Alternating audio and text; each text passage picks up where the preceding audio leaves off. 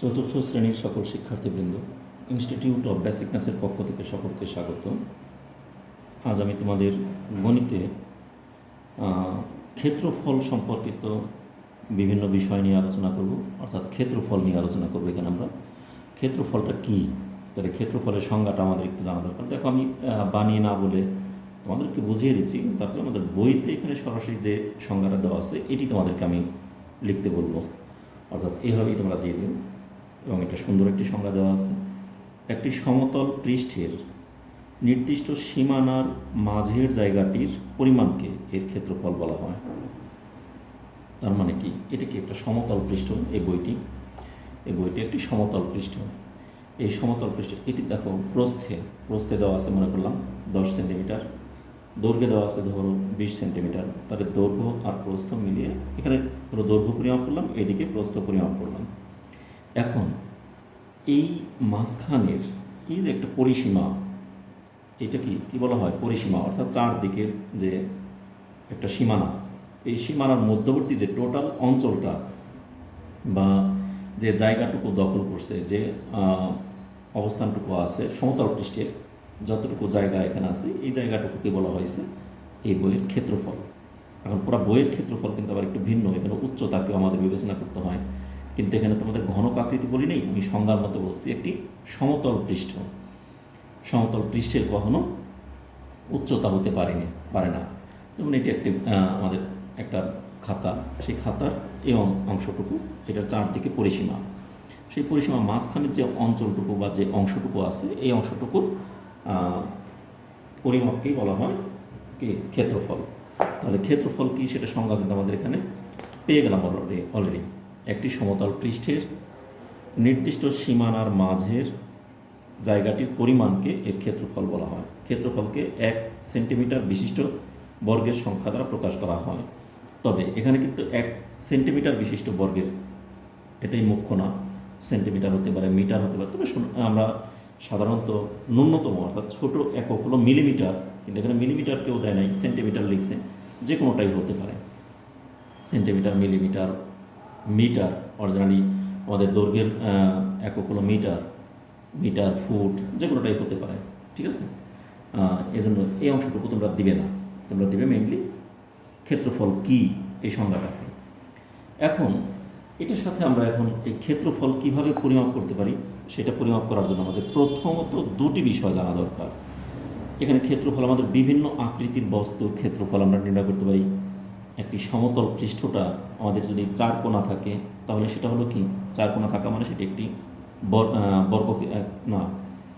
চতুর্ভুজ। আর সেই চতুর্ভুজের যদি হয় অনেকগুলো প্রকারভেদ আছে, সেই প্রকারভেদগুলোর মধ্যে কি?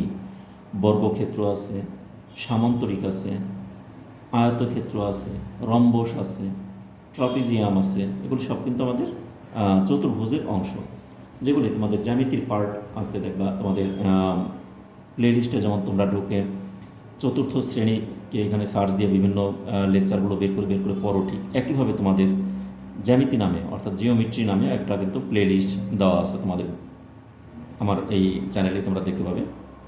সেই প্লেলিস্টে গিয়ে তোমরা চতুর্ভুজ সম্পর্কিত অনেকগুলো চিত্র এবং এগুলির ব্যাখ্যা, অনেক কিছু আমরা সংজ্ঞা, ক্ষেত্রফল, এগুলি কি হয় না হয় সেগুলি দেওয়া আছে, সেগুলি তোমরা ওখান থেকে একটু হেল্প নিতে পারবে।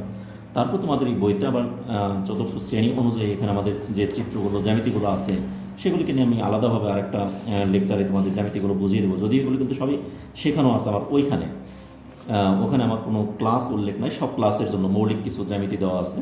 কিন্তু এখানে তোমাদের বইয়ের অনুযায়ী যে কয়েকটা চিত্র আছে, যে কয়েকটা জ্যামিতি আছে, সেগুলিকে আমি আলাদা লেকচার আবার বোঝাবো। কিন্তু তারপরেও তোমরা বোঝানোর আগে ওখান থেকে তোমরা চতুর্ভুজ সম্পর্কে বিভিন্ন কিছু একটু জেনে নিতে পারো।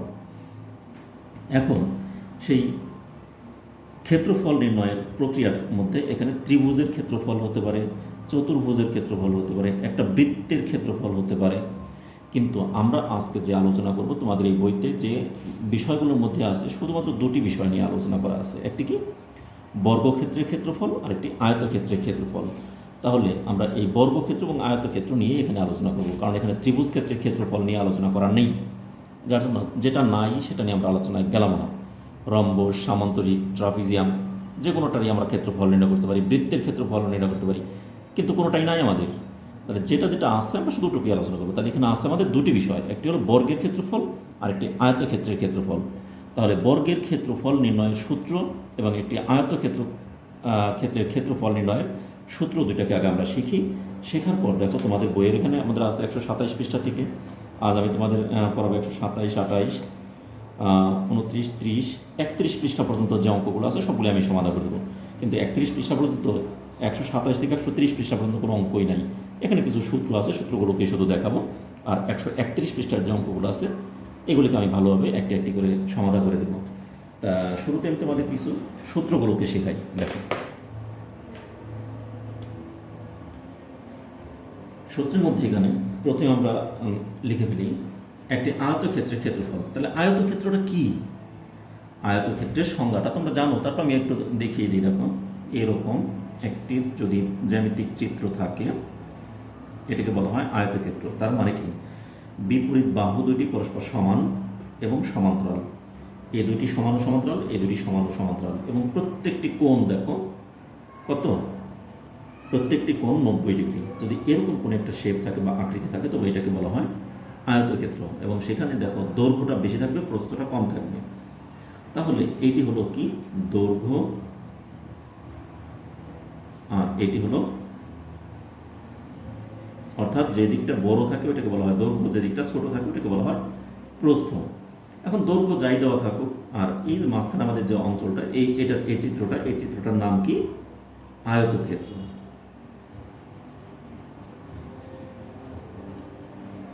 আয়তক্ষেত্র, ঠিক আছে। আরেকটা যদি আমরা কি দেখো, এই দৈর্ঘ্য আর প্রস্থ সবই সমান, দৈর্ঘ্য যত বড় প্রস্থ ঠিক তত বড়, এরকম যদি কোনো চিত্র থাকে, আমি হাত দিয়ে আঁকলাম সুন্দরবাণী। দেখো, এটা দৈর্ঘ্য আর প্রস্থ দুটি সমান। তাহলে এখানেও যদি থাকে আমাদের যতটুকু মনে করলাম ক, তাহলে এদিকেও আছে ক, ঠিক আছে। এটাকে ক মিটার, ক মিটার, ক মিটার। মিটার হতে পারে, সেন্টিমিটার হতে পারে, ফুট হতে পারে, মিলিমিটার হতে পারে, যেটাই হোক। তাহলে এটা দুইটি কিন্তু সমান। এরকম যদি থাকে তবে এটাকে বলা হয় কি? বর্গ। আর বর্গের ক্ষেত্রফলটা কি নির্ণয়ের সূত্র সেটা আমরা শিখব। তাহলে দেখো, আমরা সূত্রগুলোকে লিখে ফেলি আগে।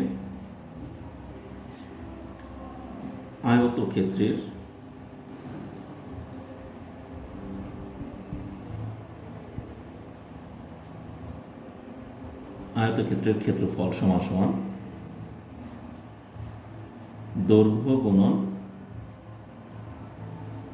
প্রস্থ। তাহলে দৈর্ঘ্য আর প্রস্থ গুণ করে যা পাবো ওইটার পরে একটা আমরা লিখব বর্গ একক। এখন বলবো বর্গ একক বলতে কি? আমাদের যদি এই দৈর্ঘ্যটা দেওয়া থাকে মিটারে, প্রস্থ মিটারে থাকবে, তাহলে দৈর্ঘ্য আর প্রস্থ গুণ করলে আমরা লিখব বর্গ মিটার। তার মানে এখানে বর্গ মিটার, তখন আর শুধু মিটার লিখবো না, যখনই ক্ষেত্রফল লিখবো তখনই কিন্তু এটা হয়ে যাবে বর্গ মিটার। আবার যদি থাকে আমাদের এটা ফুটে, তাহলে লিখবো কি? দৈর্ঘ্য গুণন প্রস্থ দুইটা গুণ করে যা পাবো সেটা হবে বর্গ ফুট। যদি থাকে সেন্টিমিটারে তাহলে হবে বর্গ সেন্টিমিটার। যদি থাকে ইঞ্চিতে তাহলে বর্গ ইঞ্চি। ওকে, তাহলে এরকম যেটাই থাকুক সেটার সাথে এককটা যদি আমাদের মিটার, ফুট, ইঞ্চি যাই থাকুক না কেন, তার সাথে আমরা একটা বর্গ দিয়ে দেবো, শুধু এই কথাটা। এরপর আয়তক্ষেত্রের ক্ষেত্রফল। এখন আসি বর্গক্ষেত্রের ক্ষেত্রফল।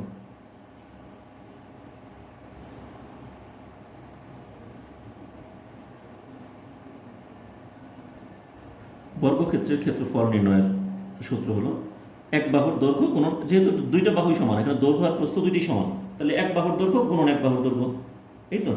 তাহলে এখন আমরা লিখব এক বাহুর দৈর্ঘ্য গুণন ওই বাহুরই দৈর্ঘ্য। তাহলে ওই বাহুটাকে না লিখে আমরা এক বাহুরই লিখলাম, এক বাহুর দৈর্ঘ্য। এই দুটোকে গুণ করে যা পাবো তার সাথে লিখবো আমরা বর্গ একক। বর্গ একক মানে কি? বর্গ মিটার, ফুট, সেন্টিমিটার যাই থাকুক তাই, ঠিক আছে। তাহলে আমাদের এখানে একটা জিনিস আমরা জেনে গেলাম, আয়তক্ষেত্রের ক্ষেত্রফল এবং বর্গক্ষেত্রের ক্ষেত্রফল নির্ণয়ের দুটি সূত্র আমরা এখানে শিখে ফেললাম। এখন এই সূত্রগুলোকে ব্যবহার করে আমরা দেখো বইয়ের 31 পৃষ্ঠায় এখানে কিছু সূত্রকে ব্যবহার করে আমাদের কিছু অঙ্ক দেওয়া আছে। এখানে তোমরা দেখতে পাচ্ছ, তোমরা বইটা বের করে 131 পৃষ্ঠার 1 নম্বরে লেখা আছে সূত্র ব্যবহার করে ক্ষেত্রফল নির্ণয় করো। তাহলে 21 সেন্টিমিটার দৈর্ঘ্য এবং 15 সেন্টিমিটার প্রস্থ বিশিষ্ট একটি আয়ত তাহলে একটি আয়তক্ষেত্রের ক্ষেত্রফল নির্ণয় করতে বলছে, তাই না? তাহলে আমরা সূত্রগুলো লিখে ফেললাম, এখন আমি একটা অঙ্ক করে ফেলি। এখন দেখো বই 31 পৃষ্ঠা, 131 পৃষ্ঠা,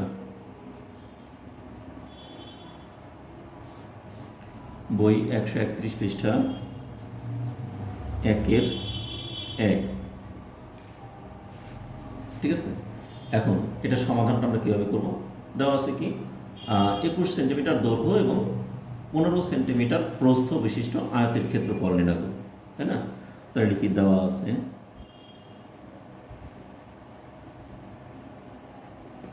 একটি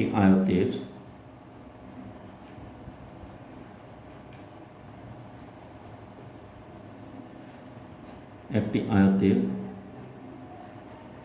দৈর্ঘ্য সমান কত? 21 সেন্টিমিটার এবং প্রস্থ সমান 15 সেন্টিমিটার। সুতরাং আয়তটির ক্ষেত্রফল সমান দৈর্ঘ্য গুণন প্রস্থ বর্গ একক। তাহলে এখানে আমাদের সূত্র হলো দৈর্ঘ্য গুণন প্রস্থ একক, এই তো। তাহলে এখন দেখো এখানে আমাদের দৈর্ঘ্য কত দেওয়া আছে? এখানে আমাদের দৈর্ঘ্য দেওয়া আছে কত? 21 সেন্টিমিটার। 21 গুণন প্রস্থ দেওয়া আছে 15। এই দুইটাকে গুণ করে যা পাবো ততটুকু আমরা লিখবো কি বর্গ। দেওয়া আছে কি সেন্টিমিটারে, তাহলে বর্গ এককের জায়গায় লিখবো সেন্টিমিটার, বর্গ সেমি। এখন এখানে আমরা একটু রাফ করব। 21 আর 15 গুণ করলে কত হয়? 21 15 গুণ 5 একে 5, 5 দুগুণে 10, 1 ঘর কাটা অর্থাৎ 0, 1 একে 1, 2 একে 2, তাহলে 5 1 3, তাহলে 315 আসলো আমাদের, তাই না? তাহলে এই দুইটাকে গুণ করে 315 বর্গ সেন্টিমিটার, এটি উত্তর। তাহলে আমাদের এই একটা অঙ্ক আমাদের হয়ে গেল। একটা আয়তের ক্ষেত্রফল আমাদের সূত্র প্রয়োগ করে ক্ষেত্রফল নির্ণয় করতে বলছে। তাহলে আমাদের লিখবো যেটা দেওয়া আছে ওটা লিখবো। দেওয়া আছে একটি আয়তের দৈর্ঘ্য 21 সেন্টিমিটার এবং প্রস্থ 15 সেন্টিমিটার। সুতরাং আয়তটির ক্ষেত্রফল সমান দৈর্ঘ্য গুণন প্রস্থ বর্গ একক। এই দৈর্ঘ্য লিখলাম 21, প্রস্থ লিখলাম 15, কারণ দৈর্ঘ্য দেওয়া আছে 21 এবং প্রস্থ দেওয়া আছে 15, এই দুটো লিখলাম। লিখে তার সাথে বর্গ সেন্টিমিটার, তখন আর বর্গ একক না লিখে সেন্টিমিটার, কারণ এগুলো আমাদের দেওয়া আছে সেন্টিমিটারে। তাহলে এই দুটো 21 আর 15 দুইটাকে আমরা রাফ এখানে গুণ করলাম, কত আসলো? 315, ঠিক আছে? তাহলে এই দুটো গুণ করে আমাদের যেহেতু 315 আসলো, তাহলে এখানে লিখে দিলাম 315 বর্গ সেন্টিমিটার, এটি। তাহলে উত্তর কত? 315 বর্গ সেন্টিমিটার। শেষ। আমার কিন্তু 131 পৃষ্ঠার একটি অঙ্ক আমাদের অলরেডি কমপ্লিট হয়ে গেল। ঠিক একইভাবে দেখো এখানে আরও একটি অঙ্ক দেওয়া আছে, এটিকে আমরা সমাধান করে ফেলি।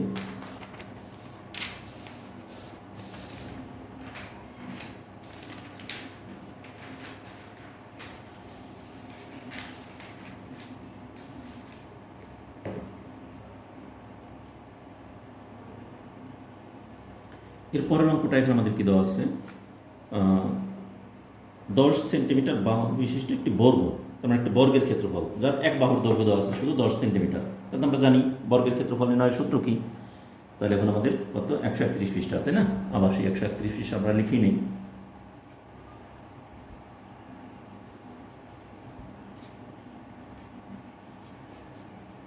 একের 2 দেওয়া আছে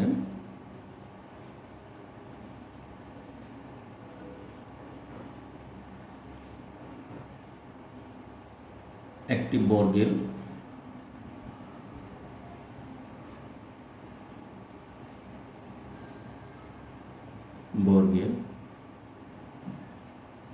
এক বাহুর দৈর্ঘ্য সমান 10 সেন্টিমিটার, 10 সেন্টিমিটার।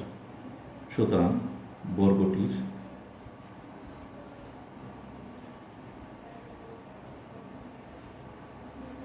ক্ষেত্রফল কি হবে, এক বাহুর দৈর্ঘ্য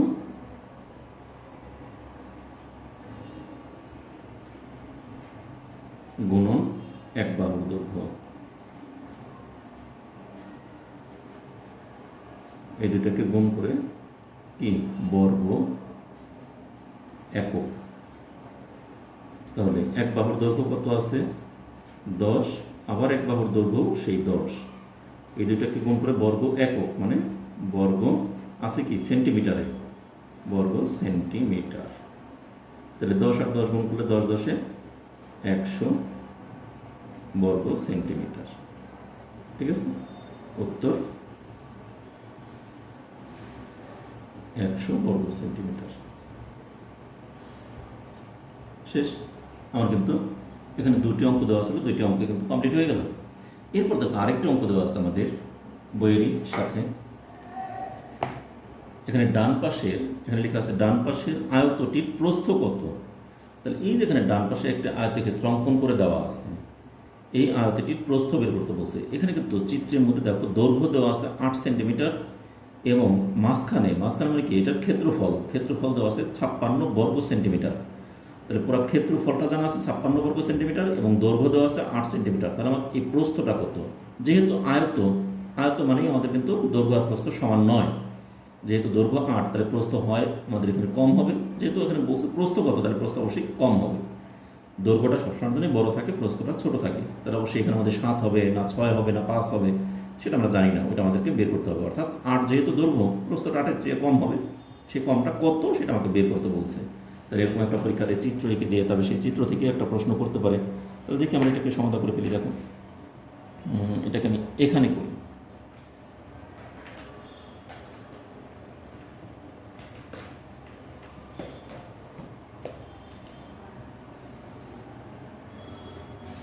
এইটুকুর মধ্যে করে ফেলি অঙ্কটাকে। ঠিক আছে, যেহেতু জায়গাটা আমার এই লাইনটা একটু বেশি বড় হয়ে গেছে, এই লাইনটার কারণে আমি এই সোজা বাকিটুকু নিতে পারলাম না। ঠিক আছে, এই জন্য আমাকে এখন ওইটুকু জায়গাটাকে বাদ দিয়ে আমাকে নিচের অংশ নিতে হলো। তাহলে এখন লিখব 2 নাম্বার। একটা আয়ত দেওয়া আছে, আয়তটাকে আমরা এঁকে ফেলি। এই একটা আয়ত এঁকে ফেললাম যেটা দেওয়া আছে। এখানে কি দেওয়া আছে 56 বর্গ সেমি, আর এই দিকে দেওয়া আছে 8 সেমি। আমার এই অংশটা কত সেটা বের করতে বলছে, তাই না? তাহলে এখন লিখি প্রদত্ত চিত্রে বা দেওয়া চিত্রে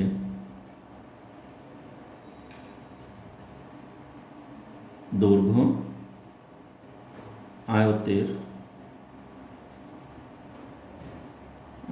বা আয়তটির দৈর্ঘ্য 8 সেমি এবং ক্ষেত্রফল 56 বর্গ সেমি, তাই না? এখন লিখি আমরা জানি, আমরা কি জানি ক্ষেত্রফল, আয়তের ক্ষেত্রফল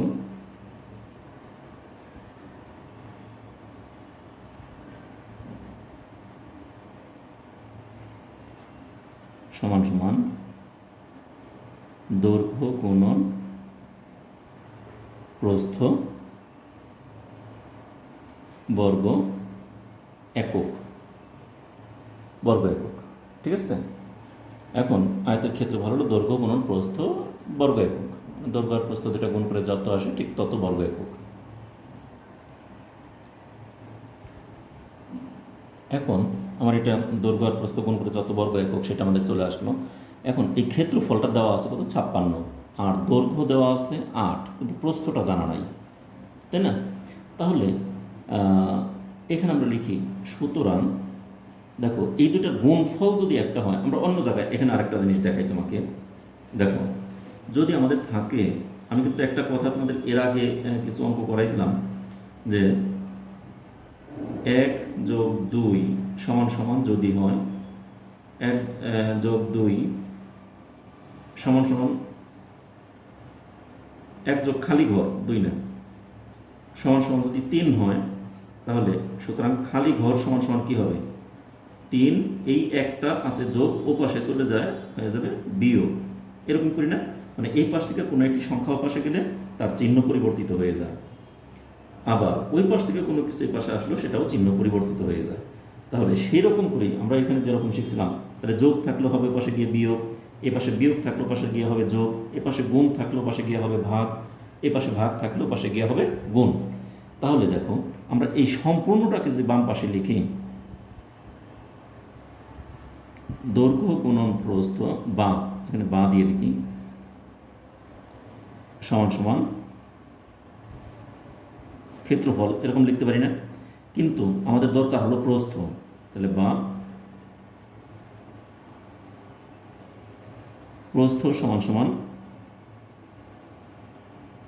ক্ষেত্রফল ভাগ দৈর্ঘ্য বলতে পারি না? তাহলে এই প্রস্থ সমান কী হবে? ক্ষেত্রফল, এই দৈর্ঘ্য আর প্রস্থ দুটো গুণ আছে, এই দৈর্ঘ্যটা যদি ওপাশে নিয়ে নিই তাহলে ভাগ হয়ে যাবে। তাহলে এখন দেখো ক্ষেত্রফল আমাদের দেওয়া আছে 56 ভাগ, ও আর এটাকে আমরা লিখব একক, কারণ কোনো প্রস্থ কখনোই বর্গ হতে পারে না, বর্গ একক হতে পারে না। আমরা জানি ক্ষেত্রফলটা হয় বর্গ একক, কিন্তু শুধু প্রস্থ মানেই একক, শুধু দৈর্ঘ্য মানেই একক। তাহলে 56 ভাগ দৈর্ঘ্যের মান কত দেওয়া আছে? 8। তাহলে 56কে 8 দ্বারা ভাগ করে যেটা আসবে এত কি একক, এখানে কী দেওয়া আছে? সেন্টিমিটারে, সেন্টিমিটার। তাহলে সমান সমান 7 8 56, 56কে 8 দ্বারা ভাগ দিলে কত হয়? 7 সেমি। তাহলে 7 সেন্টিমিটার চলে আসলো আমাদের এখানে কি এটার ক্ষেত্রফলটা চলে আসলো কত? 7 সেন্টিমিটার। ঠিক আছে, আমাদের কিন্তু এটা হয়ে গেল, অর্থাৎ প্রস্থ পেয়ে গেলাম 7 সেন্টিমিটার। তাহলে উত্তর আয়তটির প্রস্থ 7 সেন্টিমিটার। আমাকে বলছে প্রস্থ বের করার জন্য। তোমরা যারা এই অঙ্কটা দেখো, এই অংশটুকু আমি একসঙ্গে করলাম, যারা উঠিয়ে সারতে পারো না তারা স্ক্রিনশট দিয়ে রাখো অথবা তুলে নাও। ঠিক আছে, আমার এখানে কিন্তু 2টি অঙ্ক ছিল, 3টি অঙ্ক ছিল, 3টি অঙ্কই কমপ্লিট হয়ে গেল। এরপরে আর কি আছে সেটা আমরা দেখি একটু। ঠিক আছে, দেখো বইতে এখানে আমাদের উপরে 2টি অঙ্ক ছিল, সেটি হলো, এখানে একটি অঙ্ক ছিল সেটিও হয়ে গেল। এরপর আরেকটা আছে, এটি রিপার শ্রেণীকক্ষের আকার, এর মেঝের ক্ষেত্রফল নির্ণয় করো। তার মানে এখানে একটা চিত্র দিয়ে দেওয়া আছে, দেখো এই চিত্রটায় এইদিকে দেওয়া আছে 7 মিটার, এদিকে দেওয়া আছে 6 মিটার। তার মানে 7 মিটারটা দৈর্ঘ্য, 6 মিটারটা প্রস্থ। তাহলে এই শ্রেণীকক্ষের দৈর্ঘ্য আর প্রস্থ দুটো দেওয়া আছে, তাহলে ক্ষেত্রফল কী হবে? দৈর্ঘ্য গুণন প্রস্থ, অর্থাৎ 7 আর 6 গুণ করলেই হয়ে যাবে। তার মানে কত হবে? 6 7 42, আর মিটার আছে মানে বর্গ মিটার। তাহলে এই শ্রেণীকক্ষের ক্ষেত্রফল হবে 42 বর্গ মিটার। শেষ। তাহলে তো এটা আমাদের আর কোনো সমস্যা রইল না, একদম সহজেই এটা আমাদের সমাধান হয়ে গেল। তা এটাও আমি দেখিয়ে দিই আরেকটি পেজে, অথবা এখানেই আমি দেখিয়ে দিই। ঠিক আছে, এখানে উপরে যে আমার একটু জায়গা আছে, আর নতুন পেজ নিলাম না এই ছোট্ট একটা অঙ্কের জন্য, এটাকে আমি এখানেই তোমাদেরকে দেখিয়ে দিচ্ছি। এই অংশে তোমরা দেখো। ঠিক আছে, এখানে আমাদের অনুশীলন 7 নম্বর অঙ্কটা বইয়ের, দেখো 7 নম্বর এখানে দেওয়া আছে,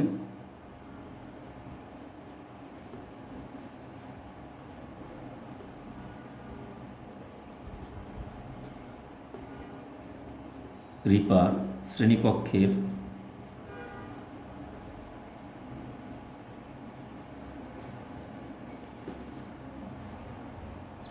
শ্রেণীকক্ষের দৈর্ঘ্য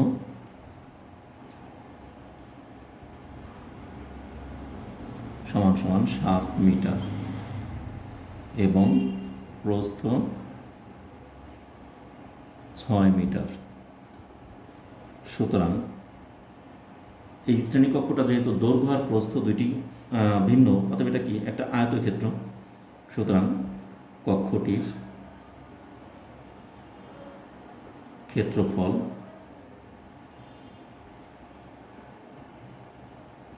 ক্ষেত্রফল সমান সমান দৈর্ঘ্য গুণন প্রস্থ বর্গ একক। তাহলে দৈর্ঘ্য দেওয়া আছে 6, দৈর্ঘ্য দেওয়া আছে 7 আর প্রস্থ দেওয়া আছে 6। এই দুইটাই দেওয়া আছে মিটারে, যার জন্য এখানে লিখব বর্গ মিটার। তাহলে 6 7 42 বর্গ মিটার। ঠিক আছে। উত্তর, কক্ষটির ক্ষেত্রফল